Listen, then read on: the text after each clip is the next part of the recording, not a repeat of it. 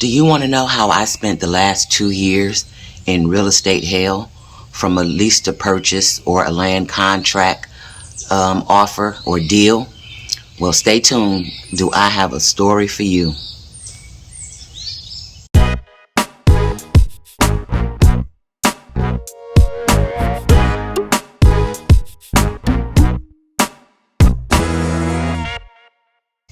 So this is take number 7 for this video. I keep trying to shoot it and I can never get through it, or when I do, it's super long. So today I am going to give it to you straight and do my best to keep the time down on it. So I guess I won't go into all of the details. But okay, let me get started. In 2017, I found a home that was listed for sale, but taken off the market. I contacted the owner of it because his phone number was on the sign. We talked back and forth, but we came to an agreement, and I was to purchase the home for $140,000 with up to $20,000 back at the time that I decided to actually buy the home, which would have been the balloon time, to replace the septic, which had to be replaced. It's a time of sale inspection requirement for the area I live in. So $140,000, $20,000 back for septic. My payment was to be $1,000 a month. Of that $1,000 a month, $500 a month would be credited towards my purchase price, and I made a $12,000 down payment. So we loved the house. It was 800 square feet, 2 bedrooms, 1 bath, 2 acres, with this beautiful barn that was I think it was 30 by 40, and it was just a lovely place. It needed some work. It was old. It was outdated. But for the most part, it was, it was decent. So right from the beginning, we began working on the house and just bringing it up to basically our standards. But certain things had to be remodeled. The kitchen was orange. It had brown carpet in it. I have no idea. But that's what those 70s houses look like. So we just did a lot of painting and fixing and remodeling, just bringing the house current. Our first winter there, the furnace went out. We had to replace that. Shortly after that, the hot water tank went out. We had to replace that. Now, none of these things, the owner, which I'm going to call the greedy man didn't have to replace any of those things, because my option was basically saying that the house was mine. And so therefore, I had to do all of my own replacing of anything that happened to go wrong. When the power went out, your sump pump goes out, and so you have water. So it never flooded, but the sump pump would go out, and so it wasn't pumping water out. So at some point, I changed the sump pump to a double sump pump with a battery backup. And then if you watched my other video, I'll put it somewhere down, about emergency power. Later, I installed a portable generator as a backup for my whole house emergency power. We also did a lot of landscaping work, had a new driveway put in, bunch of trees, just, everything except for the roof and the windows. Those were the 2 things that didn't need it. Everything else we pretty much had to go through and do in this house. So, fast forward, it is now December of 2019. And a part of my agreement said that when I was ready to actually exercise that option, I had to inform the greedy man in writing. So I did that. So that was December of 2019, but it was actually the last, the 30th or something like that. So you might as well just count that as January of 2020. And of course, January, February, Marches, in that time is when COVID hit the United States. So back in that time, I reached out to a mortgage company, told them what I needed to do, sent them my paperwork, showed them my option agreement and everything, and they went to working up the numbers and all of that. I received all of my truth in lending documents, and then, what my down payment would be. It just needed to go to underwriting. Well, it couldn't go to underwriting without a new purchase agreement. We needed a new purchase agreement because the original agreement shows the original price and what my payments were, but a new purchase agreement would show where I was at now. Basically, with the $12,000 down and the $1,000 a month, the credit and all that stuff. So, of course, I reached out to the greedy man. Suddenly, it turned ugly. He, number one, stopped taking my payments because he went into the mode of trying to get me out of the house. Although he had no reason, no real reason, he wanted me out. So I ended up having to get a lawyer and paying a retainer fee. Now let me tell you, a retainer fee is no light fee of money. And it was COVID. So while everybody is trying to save and hold on to money, and you have people who can't pay their bills because they're not working, I was working and was paying. And now I had this whole new expense. So, okay, get a lawyer. Things progress. We back and forth. And during this whole time, the greedy man is constantly, 1 minute he doesn't want the payment, the next minute he wants the payment. Then 1 minute he's going to sign the document, the next minute he doesn't sign the document. He's just back and forth and back and forth. And what he wants is my money while I'm there, but he doesn't want to close the deal. So at some point, he calls me and tells me that he's going to give power of attorney over to this old realtor friend that he has for me to go see her. She's going to do the paperwork and handle all of that for him. So I go see her. We sit down. We do the documents. Everything is done on my part. She's now going to go back to him because she hasn't actually received this power of attorney yet. They just talked over the phone. So she's going to go see him and get the document signed and take care of all of that and get back with me. She reaches out to me that evening to say he doesn't want to sign the document. He doesn't want to pay for the septic. And, you know, she said that she explained to him that it's in the contract. He can't do that. Well, his answer to her was that she was being on my side and that he was going to kick me out of the house anyway. Now, this is everything that she's telling me. So, of course, she's saying, basically, you need to reach back out to your attorney, Fran. So, of course, I reached back out to my attorney, let him know what's going on. And my attorney started the process of filing I think it was called a summary disposition. Whatever it's called, it's basically to force them to continue or to complete the contract. And during this time, I've received a notice to quit, which means get out. My attorney answered that person. I don't know what happened to lawyer number one, but he ends up with lawyer number two. So kind of the process starts all over again. I get another notice to quit. My attorney responds to lawyer number two. The process starts all over again. And now he's at attorney number three. Now, attorney number three for him is really attorney number four, because before he signed a document, he asked me to take him to his attorney so that his attorney could overlook the document. And I gave him a ride and I went with him. We talked to his attorney. His attorney excused me from the room. The two of them talked. I came back into the room, and then the attorney just basically asked me to be clear of what we were doing and made sure that I understood that if I didn't make these payments, per this agreement, I lose everything, the $12,000 and all of that, plus my $1,000 a month and stuff, which I understood that. But of course, I planned to make my payments. I wouldn't have gave him $12,000 if I didn't. So his attorney number three is really attorney number four.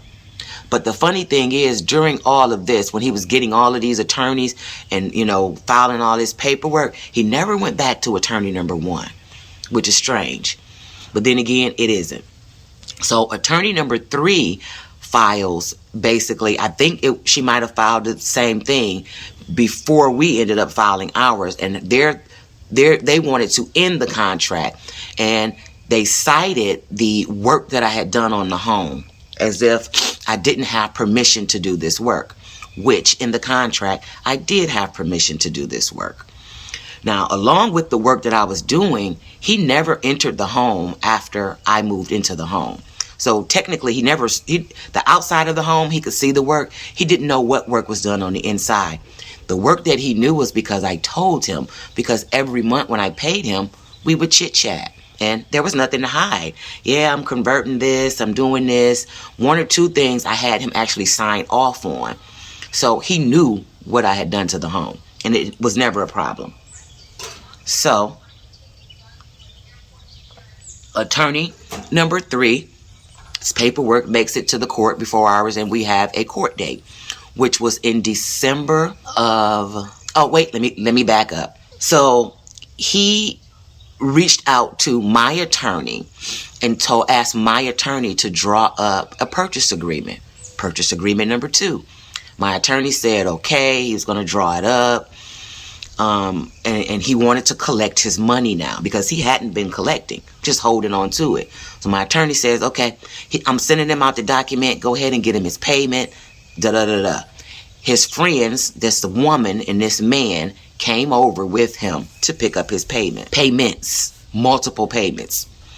And then he got the purchase agreement in the mail. Now, I told my attorney, I wouldn't be surprised if he doesn't sign that purchase agreement. He's trying to run the clock down to September because every time we restart, we're not getting anywhere because he's never signing. He's just acting like he's going to sign it. So, sure enough, he doesn't sign it. And so now it is September of 2020. So the balloon is due. But of course, I can't do anything because he hasn't signed the purchase agreement. His attorney files, attorney number 4, attorney number 3, and we go to court in December of 2020. And the judge dismisses his argument of I broke the contract because I did the repairs on the house and stuff like that. It was never about payment. It never was, she didn't pay me, she paid late, none of that. It's actually, his attorney actually put that in her filing. It says that it wasn't about payment. So now, my attorney and I, we believe, oh, okay, that was dismissed. He's going to sign this document. We're going to be done with this. I'm going to get this mortgage and pretty much wash my hands of him. Within, I don't know, maybe a week or 2, I don't even think it was 2 weeks, he ended up contracting COVID and passing away. So that left me hands tied. I have to wait until there's somebody appointed to the estate and all of this stuff. So now we're in January of 21. It took until May of 21 for someone in the greedy man's circle to contact me. She called me, asked me what my intentions were for the home. We set up a meeting. We met, purchase agreement. We kind of went back and forth over the purchase agreement. And mind you, they haven't, the estate or them, they haven't received a payment from the time that he passed in December, which is actually January, all the way through, now it's May. So that's 5 months at $1,000. That's $5,000. They needed my money. So one of the things that she wanted to do was she wanted me to reduce, well, she offered to reduce my $1,000 payment to $500 a month. Now, I don't know why. I didn't ask her to do that. And I also didn't pay her that. She signed the purchase agreement, but was upset that I wouldn't sign a $500 a month agreement. Now, I didn't want to keep paying $1,000, but I don't understand why you would want me to pay less. It made no sense. One of the things that she said was that they hadn't received any money all this time. And of course they haven't. Nobody came to get the money. Nobody said, I'm the person you pay. So we were just waiting. Her statement was, you people should be paying something. Well, us people had been paying. And I took offense to that. I still take offense to that.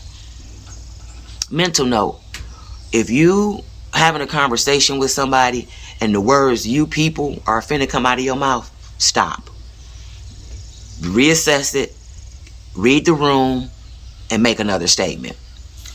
So we in that meeting, I take the purchase agreement that's signed back to my attorney, as well as the $500 a month agreement. My attorney advised me not to do that. Keep paying what you're paying, and that's what I did. So now it's June, and we've been waiting for her or their attorney, the estate attorney, to give us payment instructions. No one has given us payment instructions, and I didn't give that lady anything. So finally in July, because they had some issues over the estate, finally in July, their attorney says, we haven't received payment. And then my attorney says, you never said who to pay and how you're going to get payment. So no worries. He called me, Fran, everything is straight. I have the estate documents. Someone is appointed. It's time to make the payment. Within 48 hours, they had that $7,000 because it was just sitting every month, just sitting in my account. So they had their money. And then now I'm thinking we're going to go to close on this purchase agreement that was signed. About a week before we get ready to go to close, I call up the county to get them back out to finish up my certificate of occupancy. I paid for that inspection during the time we were doing all of this waiting. And when I talked to evil, greedy lady thug, she made it clear that they weren't paying for anything. At this point, I didn't have time to argue with them. I had already paid for it. We had already gone through it. I had like 5 really minor things that needed to be updated. No problem. I'm ready to call them back so we can close that gap up. And I called the mortgage company because now I have my documents. I just want to make sure my closing costs aren't changing, all of that kind of stuff. And when I called the mortgage company, they let me know we're not going to close. They're not coming to close. So I needed to call the realtor or my attorney back. So I called their realtor, and she says, Fran, you got to call your attorney. I can't speak on it anymore, but something's going on. So, okay. I let my attorney know that, and so we did not go to close. I was ready again. Later on, I talked to the realtor, and she told me a whole bunch of stuff about the people, just a whole bunch of stuff. So, nothing you could do about it. Now we just back and forth. And so my attorneys, our original summary disposition now comes up. So we should have had a court date sometime around like the December. Now we back in December, but now it's December of 21. Well, the defendant's attorney was with child, and she was going to be due in that time. So we had to have this wait while she has this baby. That means me paying, guys. I'm still paying that $1,000 a month. So now we have a court date of March. Court date of March comes, all of a sudden, the defendant's representative of the estate has some kind of family emergency with a sick family member. So now it's backed up till June. Again, I'm still paying. So I really did not believe we were going to have a court date in June. I just knew they were going to come up with some other trick so that the court date would be August or September again. And let me explain to you what this is doing. I should have had a mortgage before September of 2020 as I was ready. Every month that I paid after that $1,000 that got me a $500 credit, I was losing that other $500. Because if I had a mortgage, my payment would have went all towards my home and my equity.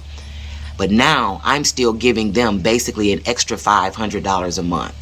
And my workup from the mortgage was only $700-800 a month or so.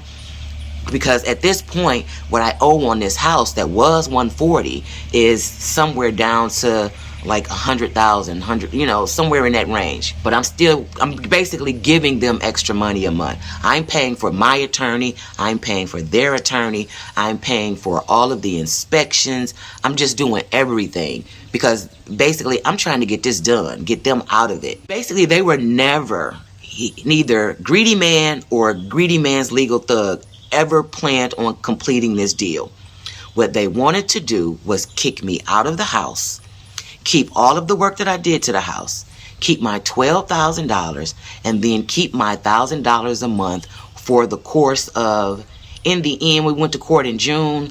That would have been, and then I paid June of 22 now. I'm sorry, June of 22. We just went to court. That was 58 payments. So that's $58,000 at $1,000 a month. That's $12,000 was the option. And then there's all of the improvements that I've done to this home. They wanted to keep all of that, get me out of the house, and all that they were going to do was put the house on the market themselves and take advantage of all of that. Because Also, during this mortgage time, I did have an appraisal done, and the home appraised at $185. And so I no longer owe anywhere near the $140. They're greedy. These people have been legally extorting money from me for the course of 2 years by way of using the legal system. Every single time that I think we're ready and we're going to have a resolution, they first would just, the greedy man, would just change attorneys.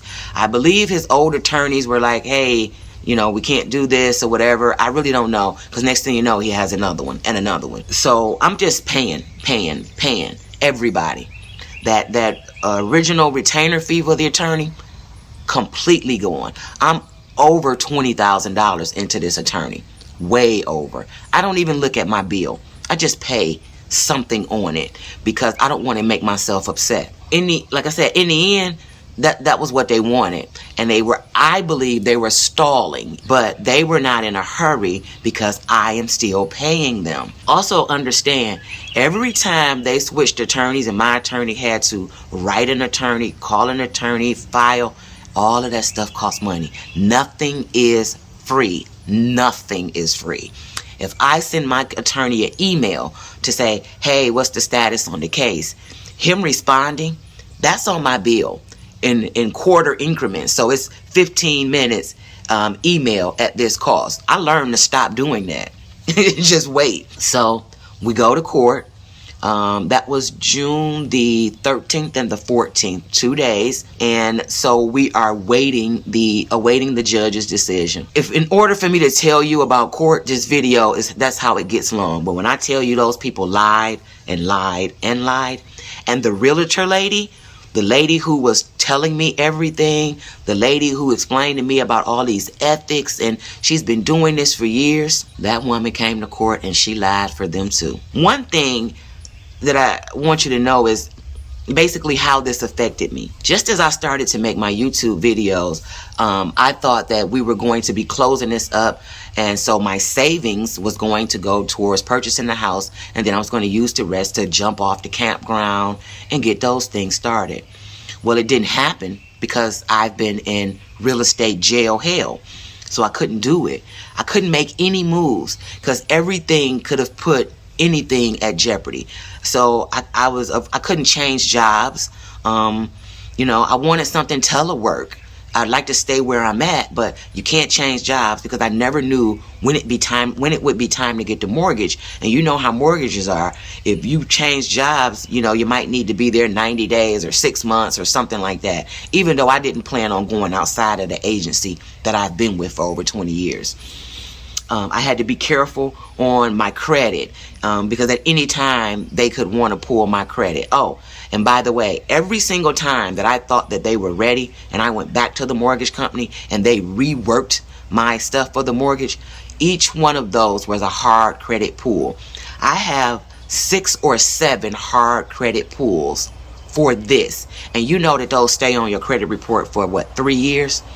There's nothing I can do about that because I constantly thought we were going to be ready, as well as my attorney always wanted me to have a pre-approval letter so that the judge could see that I was ready to purchase, even though I don't believe the mortgage or pre-approval should have ever been a factor. That's none of their business. All he had to do was sign that purchase agreement. And how I got the money or what I did didn't matter as long as he got it by that September date. But the truth is, he never planned on finishing that agreement up. That is kind of, I kept trying to move forward, was making YouTube videos, doing my DIY. I do a lot of DIY, a lot of crazy projects. But I got to a point where I had to stop because I didn't want to fix or do anything else because I didn't know I could actually lose. I don't know how I would lose, but it's a 50-50 chance no matter what. And I didn't want to spend another dime on something that I would either have to take apart and move or I would have to leave. So it stunted me. I have been stunted physically, mentally, emotionally, financially. All of these things were like bricks on my shoulder. I cannot tell you how light I felt after the last day of trial. No matter what the decision was, I felt it was just gone. A judge heard it because it was a bench trial, not a jury trial. The judge heard it. All of the evidence was submitted. I was done with it. I was like, okay. I took a vacation from work, which I didn't go anywhere, but it would happen to be at the holiday time. So I ended up having like a Monday off. So I took the other days and just like basically disconnecting from all of it. I don't want to think about this at all. I need to just let it go, because at this point it is no longer up to me. It was just, oh my goodness, it's just one of those things. So the question is, would I do this again? I would. I think that a lease with the option to purchase or a land contract are both really good ways to acquire property. I don't believe there was anything that we could have done to avoid this, because in the end we had a signed contract. He had a lawyer look at the contract. All of those things were in place, but you can't take a person's hand and make them sign it. And I never thought that somebody would do this. I've heard of people not paying their mortgage and therefore the house went into foreclosure, that kind of thing. But I would do it again. And I do it the same way. Have a lawyer, look at the document, make the payments. It simply was one of those things where there's nothing you could do to avoid it. You can't avoid evil, greedy people. What I'll do is update you when we get the judge's decision. But for now, kind of giving you a glimpse into what happened, what's been my holdup. Thanks for listening. My name is Fran. I am officially Fran, and I will see you next time with hopefully with the judge's decision. Bye, guys.